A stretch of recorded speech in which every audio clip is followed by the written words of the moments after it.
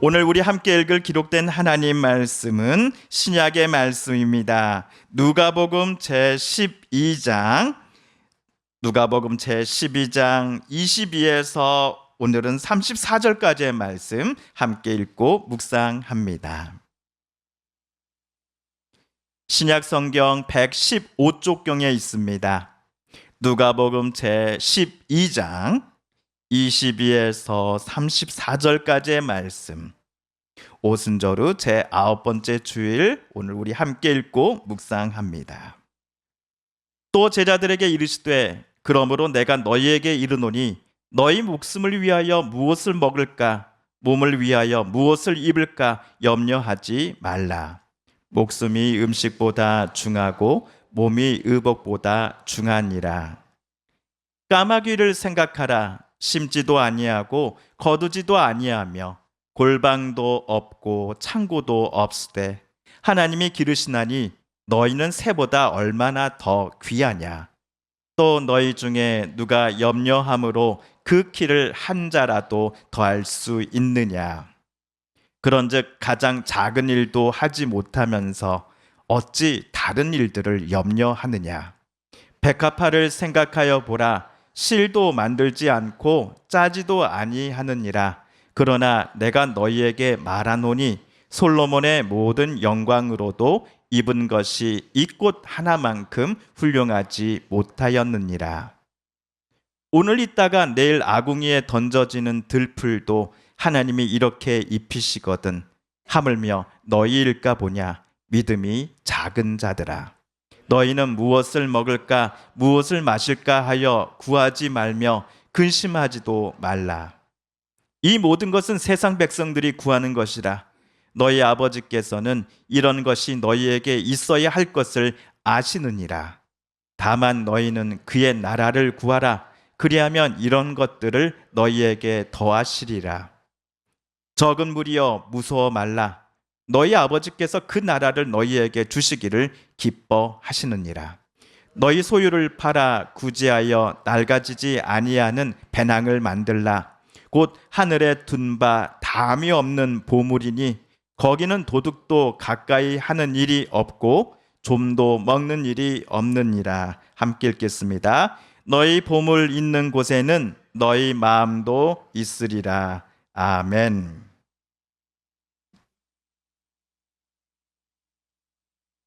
지난 주일 아침 저와 여러분은 자기 형님과의 유사한 배분 문제로 예수님을 찾아와 도움을 요청했던 어떤 사람의 이야기를 함께 보았습니다. 이 사람은 적어도 형제 중 장남이 아닌 것은 분명합니다. 유산의 배분과 관련하여 그 당시 이스라엘 사회에는 장남이 다른 형제보다 2배를 더 받는 것이 사회적 통념이요 모두가 인정하는 관례였습니다. 이를 구약의 표현을 빌리자면 장자권을 예수님 당시 팔레스틴 사회도 공인하고 있었던 것이지요. 하지만 이러한 관례를 지난주 예수님을 찾아왔던 이는 정면으로 거부합니다. 재산 분배에 있어서 차남인 자기 편을 들어달라는 취지로 그는 예수님을 찾아와 부탁을 했습니다. 그러나 예수님은 이 사람의 청을 거절하셨습니다. 이 사람의 속사람이 탐심으로 가득 차 있다라는 것을 예수님께서 아셨기 때문이었지요. 탐심은 무엇인가를 더 가지려고 하는 과도한 욕망입니다.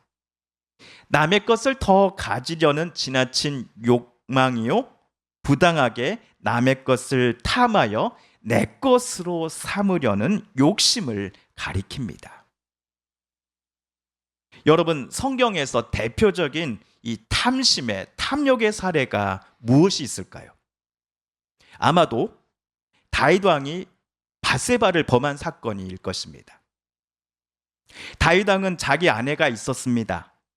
그리고 밧세바는 우리야라고 하는 남자의 아내였지요. 그런데도 다윗은 우리야가 전쟁터에 나가기 위해 집을 비운 사이 밧세바를 자기 왕궁으로 데려와 잠자리를 가졌습니다. 그리고 다윗은 그가 벌인 일을 숨기고자 요압 장군을 시켜 밧세바의 남편 우리아를 전장의 최전선으로 배치를 합니다. 결국 우리아는 전사하였습니다. 다윗은 요압을 통해 살인 교사를 지시한 겁니다. 여기서 잠시 우리 출애굽기 20장 13에서 17절 말씀을 찾아 함께 읽어보겠습니다. 시작. 살인하지 말라, 간음하지 말라, 도둑질하지 말라, 내 이웃에 대하여 거짓 증거하지 말라, 내 이웃의 집을 탐내지 말라, 내 이웃의 아내나 그의 남종이나 그의 여종이나 그의 소나 그의 나귀나 무릇 내 이웃의 소유를 탐내지 말라. 방금 읽은 구절들은 십계명 중 제6번째부터 마지막 제10번째까지의 계명들입니다. 총 5가지이지요. 그런데 다윗이 남의 아내 밧세바를 자기 왕궁으로 데려와 그와 동침하고 자기 아이를 임신케 했으며 심지어 밧세바의 남편을 의도적으로 죽이기까지 한 일련의 행동들은 방금 우리가 읽은 십계명 5가지 전부를 정면으로 어긋나는 행위입니다. 다윗 왕은 자기가 가진 이 왕이라고 하는 정치 권력을 등에 업고서 십계명에서 하나님께서 뭐뭐 하지 말라라는 것들을 단 하나도 따르지 않았던 것입니다. 어쩌면 이 모든 일의 시작은 밧세바를 음흉한 눈으로 바라봤던 다윗의 탐심과 탐욕으로부터였을 것입니다. 이러한 탐욕 또는 탐심을 지난주 예수님을 찾아와 형님과의 유산 재분배를 제발 좀 도와달라라고 요청을 했던 그 사람에게서 예수님은 보셨던 것입니다. 윌리엄 아른트라는 독일의 루터교 신학자요 목회자가 사셨습니다. 그는 탐욕은 결코 만족하지 못하고 염려는 부족할까 두려워한다라는 말을 남겼습니다.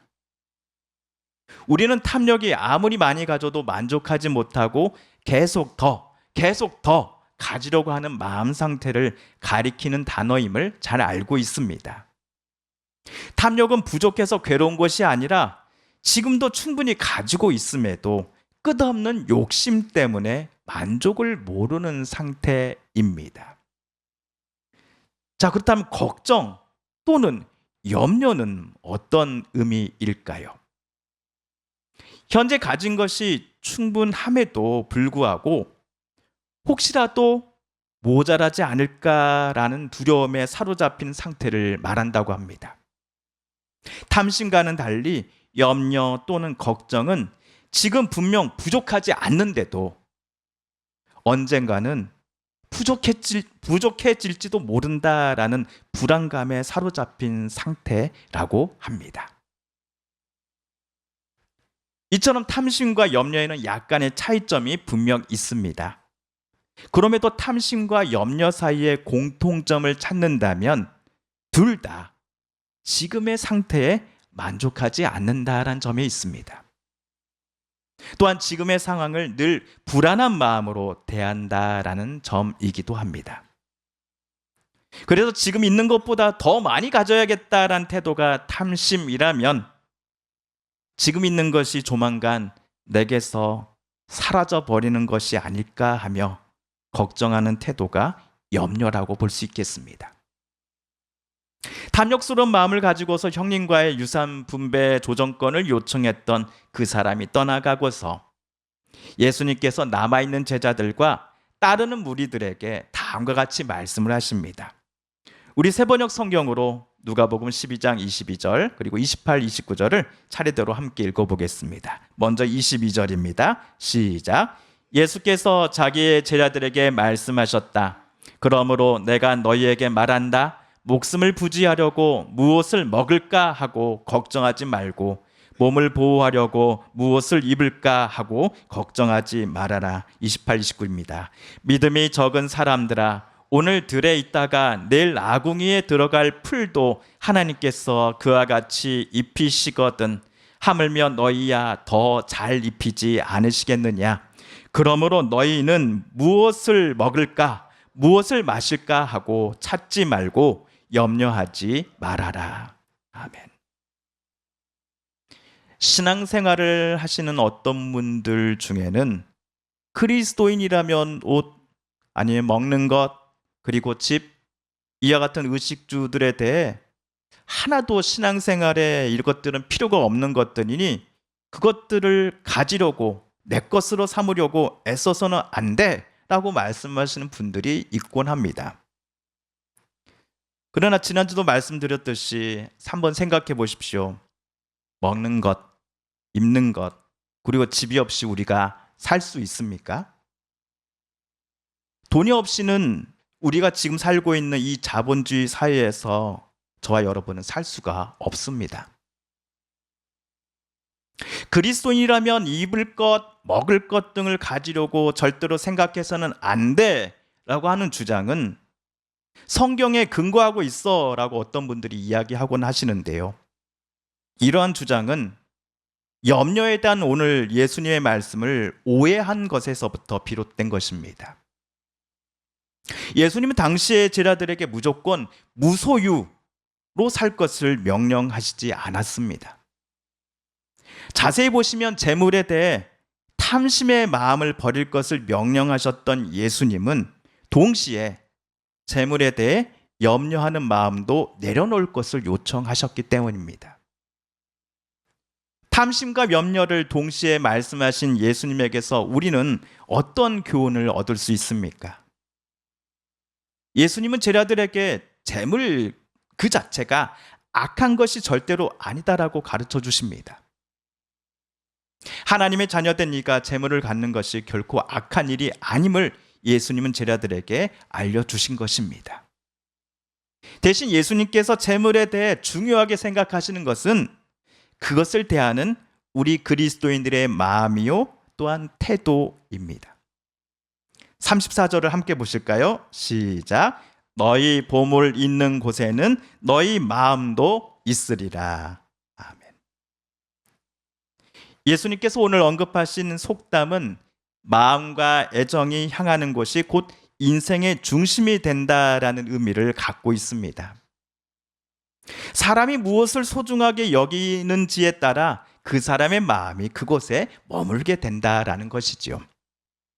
예를 들어 막 연애를 시작한 청춘 남녀라면 수많은 군중들 속에서도 자기 애인이 어디에서 지금 자기를 향해 걸어오고 있는지를 찾을 수 있을 것입니다. 이런 경우도 있습니다.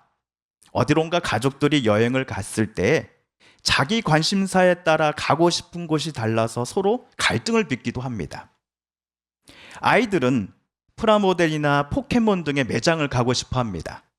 하지만 엄마 아빠는 그것들 다 쓸데없는 것들이라고 말하며 아이 손을 억지로 끌고 갑니다. 그러면서 부모들은 분위기 좋은 공원이나 식당을 방문하자고 자녀에게 말합니다. 하지만 한번 기분이 상한 아이들이 예쁘게 대답해 주겠습니까?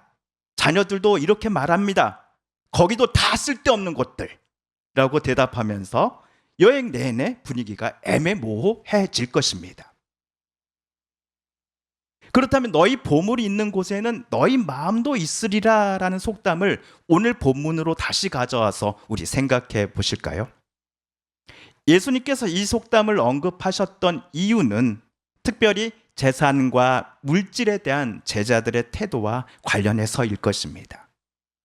또한 예수님을 따르겠다라고 마음먹은 사람들이 먹고 사는 문제, 무엇을 입을까 하는 문제에 있어서 앞으로 어떤 마음을 가져야 할지에 대하여 예수님께서 꼭 말씀해 주고 싶으신 것이 있으셨기 때문일 것입니다. 혹자는 탐심이 현재 재산 상태가 넉넉한 사람, 즉 부자인 경우에만 해당되는 것이요, 염려는 지금 가난한 축에 속한 사람이 현재의 상태를 걱정하는 것이다 라고 말하기도 합니다. 탐심은 부자의 것이요, 염려는 가난한 자의 것이다 라고 분류를 한 것이지요. 그러나 재물에 대한 탐심과 염려가 이것은 무조건 가난한 이의 것이요, 저것은 무조건 부유한 이의 것이요라고 정확하게 나눌 수 있는 것만은 아닌 것 같습니다. 오히려 재물에 대해 탐심과 염려를 예수께서 함께 언급하신 이유는 적잖은 사람들이 본인들의 관심을 오로지 재물에만 집중하고 있기 때문일 것입니다. 이제부터 예수님을 따르고자 하는 사람들은 그들의 마음이 재물에 많고 적음에 있지 말고 하나님의 나라를 찾고 구하는 데 있기를 예수님은 원하시고 계셨습니다. 예수님은 하나님 아버지께서 사람들이 살아가는 데 있어서 꼭 필요한 것들이 무엇인지를 누구보다도 잘 알고 계신다라고 제자들에게 가르쳐 주셨습니다. 우리 부모들이 갓난아이를 낳아서는 성년이 될 때까지 열심히 양육하고 그들에게 꼭 필요한 것들을 찾아서 채워주곤 하지요. 세상의 부모도 이러한데 하나님 아버지께서 자기에게 구하고 찾으며 두드리는 이에게 무엇을 주신다라고 예수님은 말씀하셨습니까? 가장 좋은 것을 주실 것이니 하나님께서 하나님의 자녀들에게 주시는 것은 바로 성령이라고 예수님은 가르치시지 않으셨습니까? 예수님도 하루는 허기가 느껴지실 때 제자들에게 먹을 것이 좀 없습니까? 라고 물으시면서 제자들이 마련해준 고기와 떡을 드신 적이 있습니다.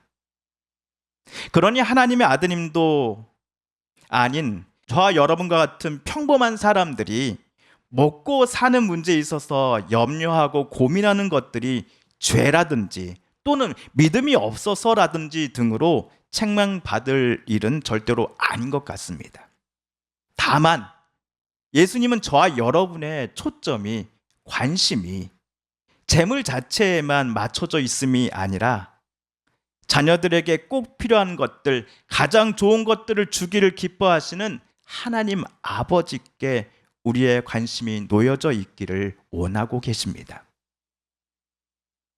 예수님의 당부를 우리의 삶에 실천하기 위해서는 우리가 하나님을 전적으로 신뢰하고 의지해야 하겠지요.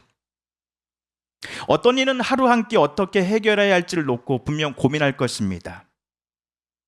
이들을 위해 예수님은 32절에서 이렇게 말씀하시며 그들을 위로해 주십니다. 함께 읽어볼까요? 시작. 적은 무리여 무서워 말라. 너희 아버지께서 그 나라를 너희에게 주시기를 기뻐하시느니라. 적은 무리여라는 말에서 목자가 자기 양떼를 가장 좋은 곳으로 이끄는 모습을 우리는 떠올릴 수 있습니다. 무리의 숫자가 많든 소수이든 상관없이 선한 목자들은 자기 양떼의 안녕을 위하여 자기 목숨까지도 아끼지 않을 것입니다. 그런데 예수님의 제자들 그리고 그분을 따라 여기까지 쫓아온 무리들을 향해 하나님께서 여러분의 아버지가 되어주십니다. 아버지 하나님은 여러분에게 당신의 나라를 주시기를 기뻐하십니다. 라고 예수님은 가르쳐 주십니다. 하나님의 나라를 하나님께로부터 받은 사람들에게는 재물과 화려한 집이 이제는 그들의 더 이상 보물이 아닙니다. 하나님 나라를 품고 산다라는 것은 다름 아닌 하나님과 늘 동행하면서 하나님과 함께 이 세상의 여정을 한 걸음 한 걸음 우리가 내딛는다라고 저는 해석을 합니다. 그러므로 하나님 나라를 품은 이들은 이 세상 그 어떤 것보다도 비교할 수 없는 보물, 즉 하나님 품에 기대며 하나님의 도우심과 인도하심 속에 살아가는 사람들인 것입니다. 반면 지금 가진 것도 충분한데도 여전히 부족해. 이것만 가지고는 충분하지가 않아 라고 생각하며 다른 사람들의 것에 눈독을 들이는 사람들을 향해서 33절에서 주님은 이렇게 말씀을 하십니다. 33절 함께 읽습니다. 너희 소유를 팔아 구제하여 낡아지지 아니하는 배낭을 만들라. 곧 하늘에 둔 바 다함이 없는 보물이니 거기는 도둑도 가까이 하는 일이 없고 좀도 먹는 일이 없느니라. 예수님은 절대로 무소유를 주장하지 않으셨습니다.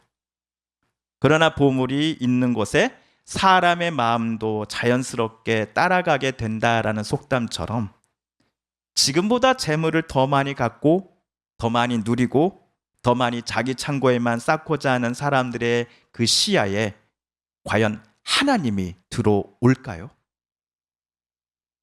사람들 전부가 하나님께서 영혼을 찾아가시는 그 시간이 될 때에 그때까지 이 땅에서 누렸던 부와 명예, 재산과 권력을 함께 하늘로 가져가지 못한다라는 것을 우리는 잘 알고 있습니다.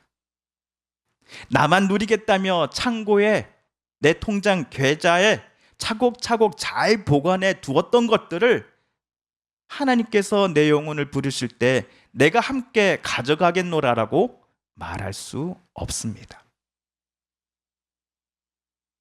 반면 우리가 이 땅에서 살아가는 동안 하늘에 쌓아둔 보물이 있습니다. 이 보물은 우리가 하나님 품에 안기게 된 이후에도 늘 보게 될 것입니다. 우리가 가진 것들 중에 오늘 하루 우리에게 꼭 필요한 것들을 제외하고도 여전히 남는 것들을 선한 마음으로 나눌 때마다 하나님 나라에서 여러분의 창고에 보물이 차곡차곡 쌓여져 있었음을 저와 여러분은 반드시 보게 될 것입니다. 이런 사람들은 자신의 마음을 지금 갖고 있는 재물에 두고 있는 것이 아니라 하나님의 음성과 뜻에 둔 사람들이다라고 우리는 말할 수 있습니다. 우리가 나눌 것이 어디 재물뿐입니까? 마음도 우리의 시간도 여기에 해당됩니다. 물론 사람에게 오늘 하루가 염려되지 않을 수 없습니다. 걱정이 안 될 수 없습니다. 앞날은 캄캄하고 미래는 결코 쉬워 보이지 않습니다. 그러나 하나님 아버지께서 우리에게 가장 필요한 것이 무엇인지를 오히려 나보다 더 잘 아시는 분이시기에 하나님 아버지께 구하십시다. 하나님 아버지께 찾으십시다.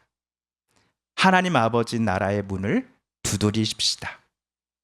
그러면 열릴 것이요 하나님으로 말미암아 구해질 것이며 하나님 때문에 우리는 찾게 될 것입니다. 그렇다면 성도 여러분, 우리의 재물이 있는 곳에 우리의 마음도 있다라고 예수께서 가르쳐 주셨으니 저와 여러분의 마음이 하나님께 그리고 하나님께서 우리에게 주신다라고 약속하신 하나님 나라에 있기를 원합니다. 과거에는 분명 내 통장, 내 계좌, 등기부 등본에 우리의 마음이 집중되어 있었습니다. 더 높은 자리와 명예로운 위치를 가는데 우리의 생각이 모여져 있기도 했습니다.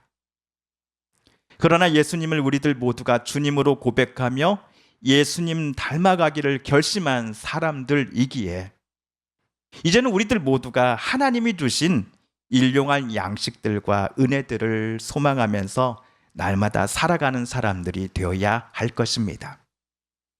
탐심이나 염려도 하나 둘 내려놓으며 저와 여러분을 가장 선한 길로 인도하기를 기뻐하시는 하나님 아버지를 온전히 신뢰하며 살아가는 사람들이 우리 되어야 할 것입니다. 그리하여 우리 모두 하나님 나라 창고에 보물을 계속해서 쌓아가는 사람이요 하나님께 대하여 진정으로 부유한 사람이 되기로 이 아침 우리 함께 다짐해 보시지 않으시겠습니까? 함께 기도하겠습니다. TV CF, 라디오 CM, 선거 홍보 영상, 기업 홍보 및 기록 영화를 전문으로 기획, 촬영하여 제작하는 산여울 기획은 1등 제품을 2등 가격으로 공급합니다. 산여울 기획.